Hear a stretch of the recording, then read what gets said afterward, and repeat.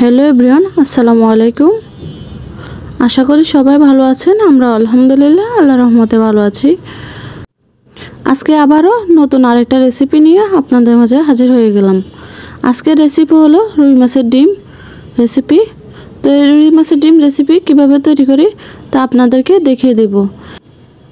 এই সিজনে ছোট বড় সব মাছেই ডিম থাকে। তো ডিম দিয়ে কি রেসিপি তৈরি করবেন ভাবছেন তো? তো আমার মতন এই রেসিপিটা তৈরি করে ফেলেন। এই রেসিপিটা খেতে কিন্তু দুর্দান্ত লাগে।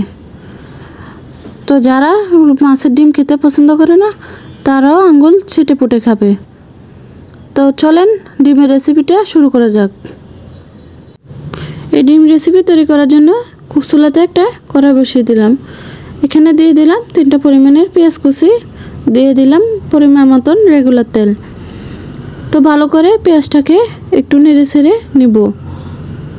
তো এখন এই পর্যায়ে দিয়ে দেব 4-5টা কাঁচামরিচ ফালি। তো আবারও তেলের সাথে পেঁয়াজ আর কাঁচামরিচটাকে ভালোভাবে নেড়ে নিচ্ছি। এই তো ভালো করে একটু নেড়ে নিচ্ছি। নাড়া হয়ে গেছে। এখন দিয়ে দেব 1 টেবিল চামচ রসুন পেস্ট, দিয়ে দিলাম 1/2 টেবিল চামচ আদা পেস্ট। এখন আবারও ভালোভাবে নেড়ে দিয়েছি। তো আদা রসুনের গন্ধটা যাওয়ার জন্য আমি আবারও ভালোভাবে নেড়ে নিচ্ছি। তো ভালো করে কষানো হয়ে গেছে। এখন দিয়ে দিলাম পরিমাণ মতো লবণ। তো আবারও ভালো করে কষিয়ে নিয়েছি। এখন দিয়ে দেব 1.5 চা চামচ হলুদের গুঁড়া, দিয়ে দিলাম 1 টেবিল চামচ লাল মরিচের গুঁড়া, আর দিয়ে দিলাম 1 চা চামচ গরম মশলা গুঁড়া, 1 চা চামচ ধনিয়া গুঁড়া আর 1/2 চা চামচ জিরা গুঁড়া। তো মশলাটাকে ভালোভাবে পেঁয়াজের সাথে মিক্স করে নিচ্ছি। তেলে একটু ভালো করে নেড়ে ভেজে নিচ্ছি। এই তো মশলাটা কষানোর জন্য সামান্য পরিমাণে পানি দিয়ে দিলাম। তো ভালোভাবে নেড়ে মশলাটাকে কষিয়ে নিচ্ছি। এই তো দেখতে পাচ্ছেন আমার মশলাটা কষানো হয়ে গেছে। এখন দিয়ে দেব আলু কুচানোগুলো। তো আমি আলু কুচানোগুলোকে ভালোভাবে ধুয়ে পরিষ্কার করে নিয়েছি। এখন আমি মশলার সাথে আলু কুচানোগুলো দিয়ে ভালোভাবে মশলার সাথে মিক্স করে নিচ্ছি। আর সামান্য পরিমাণে পানি দিয়ে দিলাম আলুটা ভালোভাবে কষানোর জন্য। তো আলুটাকে আমি 5 মিনিটের মতন কষিয়ে নিলাম। এখন দিয়ে দিলাম ডিম। তো ডিমটাকে আমি আগে থেকে ভালো করে কষলিয়ে রেখে দিয়েছি। তো এখন আমি আলুর সাথে ডিমটা দিয়ে দিলাম। এখন ডিমটাকে ভালোভাবে নেড়ে মশলার সাথে মিক্স করে নিচ্ছি।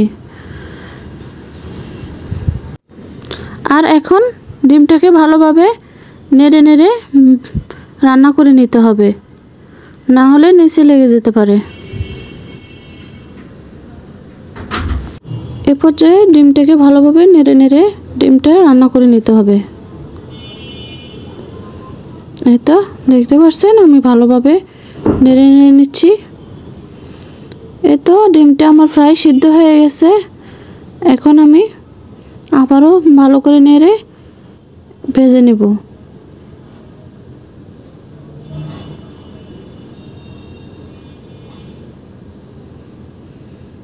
তো দেখতে পাচ্ছেন আমি অনবরত ডিমটাকে নেড়ে নিচ্ছি।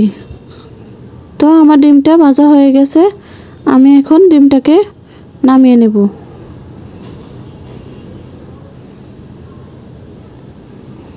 এই তো ডিমটা নামিয়ে নিলাম। এখন আমি এটা প্লেটে পরিবেশন করে নেব।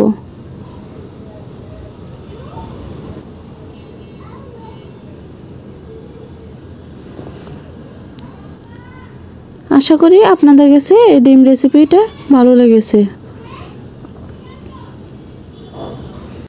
কোনো ঝামেলা ছাড়া এই ডিম রেসিপিটা খুব সহজে বাসায় তৈরি করে নিতে পারবেন। আর এই ডিম রেসিপিটা গরম ভাত আর রুটির সাথে খুবই মজা লাগে খেতে। তো আমার এই রেসিপিটা আপনাদের কাছে যদি ভালো লেগে থাকে অবশ্যই like, comment, share and subscribe করে পাশে থাকবেন। আজ তাহলে এই পর্যন্ত, দেখা হবে নেক্সট রেসিপিতে। সবাই ভালো থাকবেন, সুস্থ থাকবেন। আল্লাহ হাফেজ।